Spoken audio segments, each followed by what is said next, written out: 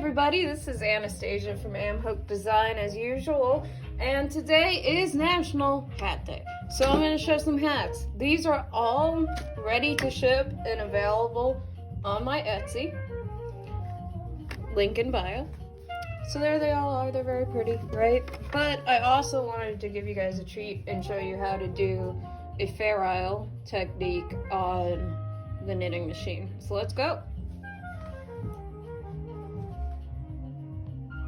Okay, so first of all, let me explain what the term Fair Isle means. Fair Isle just means color stranded color work. Mosaic knitting is another term for it. There are the traditional, like when you picture a knit hat with color work and you picture like the snowflakes and all that, that's Fair Isle, and that's what I'm gonna show you how to do. A simple version on the knitting machine. Obviously, since it's a machine, you do have some limitations on the patterns you can do, but you can do any pattern that is even. Since it is an even number of needles on this one, 48, we're gonna have to do a little trick to get it to alternate, but I will show you how to do that. So here we are. I've done about, I don't know, an inch and a half of just the regular color I'm using, and I want to start laying in my Fair Isle. My counter doesn't really work, so I just measure. Make sure you got that white needle, that green or blue, it's called Succulent, it's a Pound of Love by Lion Brand, under the white needle, so that we're still going. And so the green is under here. Take it out of your tensioner. It doesn't need to be in anything because you are going to be the tensioner. Now, first of all, my favorite method that I found for this, I'm just going to back up a little bit so this white needle comes up just a little bit, but still keeping this blue under it. My favorite method for this, you can just tie it, but I like doing a slip knot right onto your first needle. So right onto that white needle, I'm going to do an adjustable slip knot just like you do it on your hook or your needle. And I'm going to tighten it up under there, and then you've got a tail like you have your original tail, which is under here. And I'm going to hold both of these. Now here is the toughest part.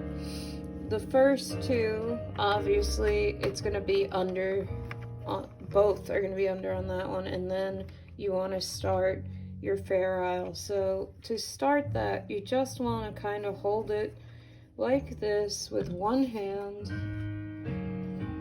and I like to use my thumb and middle finger like when I do long tail cast on, and I'm just gonna slip this, excuse my voice today, I'm just gonna slip this green thread or greener one, the Succulent, behind this needle, this pink needle, and then I'm gonna keep this blue, the royal blue, under the needle.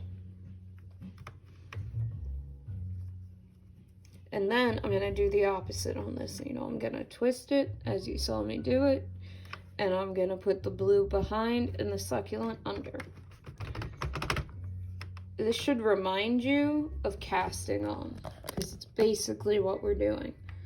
Now, flip it. So just turn your hand, hold the threads, turn your hand, and put the blue under this one, and turn. This is not fast like most knitting machines. And then you just start going. You know, you got your Succulent, blue, Succulent, blue,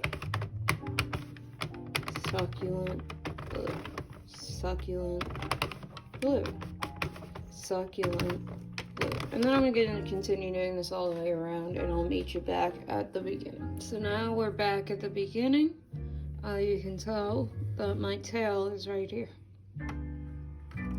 So I just did a Succulent. Now I'm going to do a blue, and then I'm going to do a Succulent,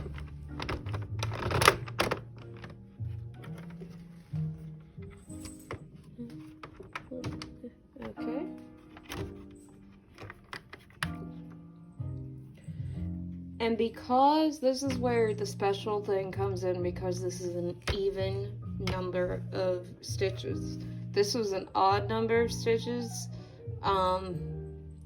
then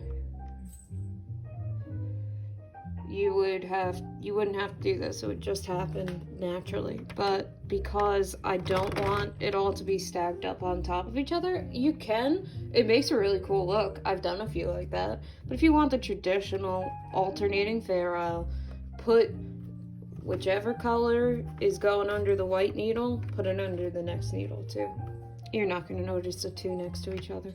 I promise. Blue, succulent, blue, succulent, blue, succulent, blue, succulent, blue. And then you keep continuing along like that. Since this is at the very beginning, I do want to show you an example of a finished piece. This top here was done just like I'm doing this. So that's what I'm teaching you. This is what happens when you have multiples on top of each other. It's still a cool look, but yes. I wanted those to be multiples on top of each other, but yes, that is what the different ferrule looks like. And it's just like the little hearts. It's really pretty, and you can do it with your knitting machine. Hope you enjoyed.